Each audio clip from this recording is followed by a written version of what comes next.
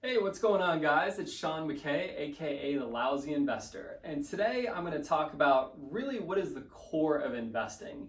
And that is the idea of circle of competency. This isn't something I've come up with, this is a topic that Warren Buffett talks about a lot. And so the basic premise with a circle of competency is that you're only investing in what you really understand well. And so as you can see today, beautiful visual. I did in fact get a D in high school art. Fair play. I think that was probably the right grade.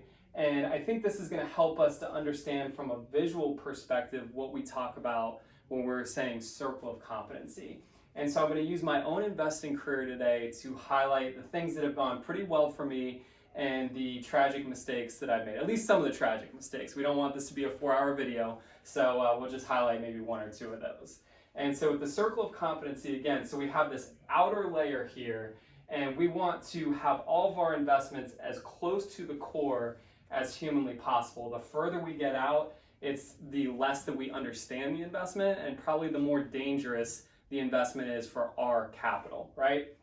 So the first thing I'm going to talk about is we'll call this CRE. So this is Charlotte real estate. So I live, work, and invest in Charlotte, North Carolina. So that's my backyard. That's where I spend a lot of time creating relationships for real estate investments. And so that's where I think I'm going to get the best results, and that's investing in Charlotte real estate.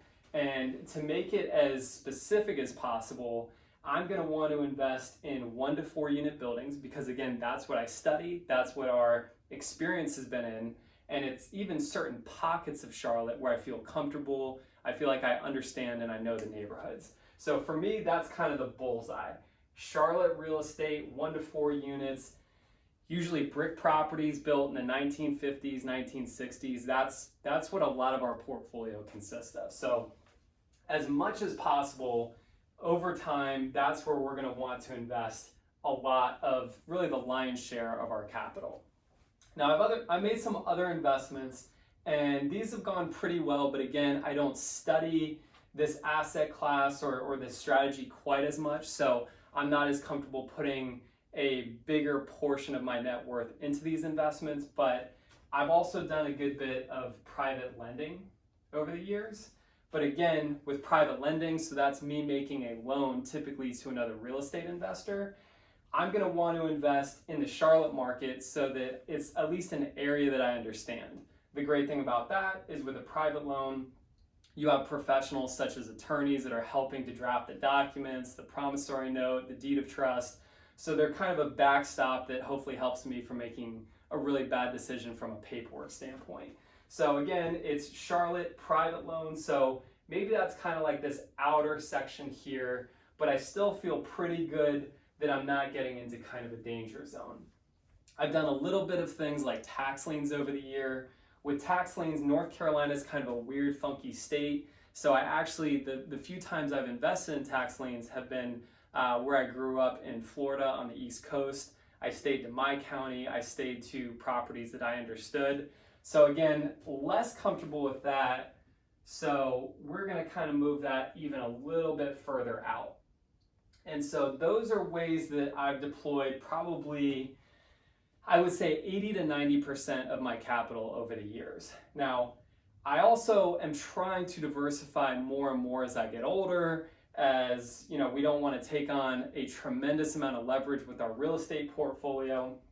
And so thanks to my dad, who's the long-term financial advisor, he's finally convinced us to put a little bit of our money into the stock market, but I know very little about the stock market, unfortunately. It's not something that I spend a lot of time studying, and so we tend to stick with index funds because that is just a big basket of companies, and it's an easy product to invest in, and so that's a way where we can get exposure to the stock market, but not take the risk of picking individual companies, which we'll get to in a second here. So again, understand that even less, but I feel as though if I just stick with a big basket of companies and I can get guidance from people like my dad who are much more competent in that asset class, we're probably going to be okay.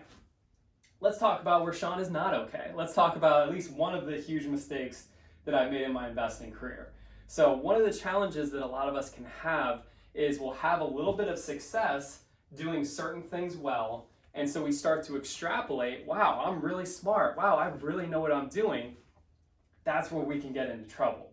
So what happened is a few years ago, our portfolio of real estate is appreciating in value. We have some good cash flow from it. We have some sort of a net worth.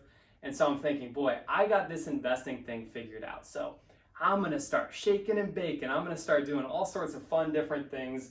And so I decided to start picking individual companies. Now, granted, just frankly, probably out of pure luck, some of them have worked out okay. Others have been a big stinker. And so one of the best examples of that, one of the examples that a lot of my investing friends like to remind me of pretty regularly is Tidewater. So that's TDW as the ticker symbol. And so that is a small company that provides services to the big energy giants, the Exxons, the Chevrons of the world.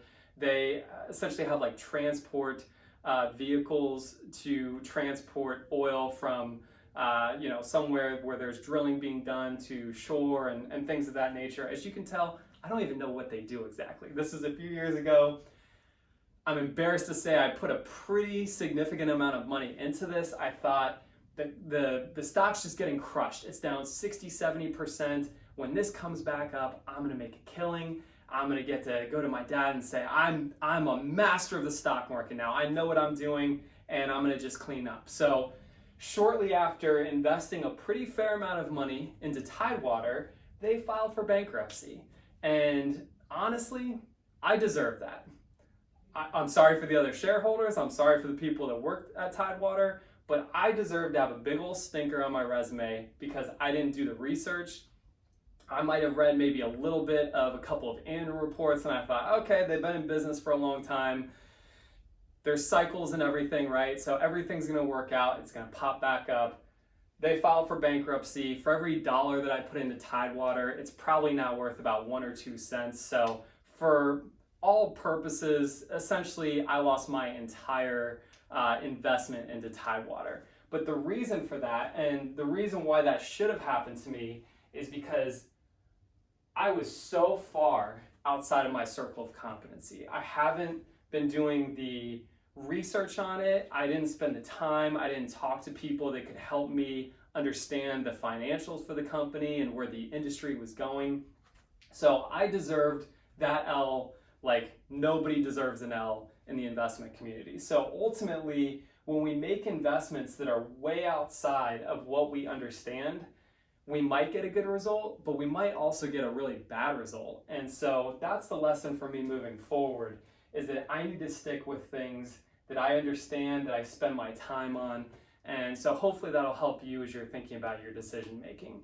The last part I would add is, if you don't feel confident that you understand a certain type of strategy or asset class, I would humbly submit to you that at this point in time, you probably don't have an investing circle of competency, and that's okay. We've all been there, and that's going to happen.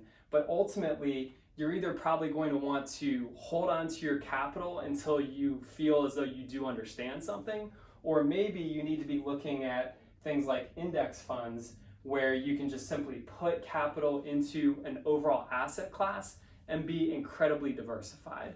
So if you haven't already subscribed to the channel, please do that. It really helps out. If you would be willing to leave a like or a comment, it would be great to get someone other than my parents leaving a like there, and it would really help out the channel. So really appreciate you guys watching today, and hopefully we'll see you soon. Thanks so much.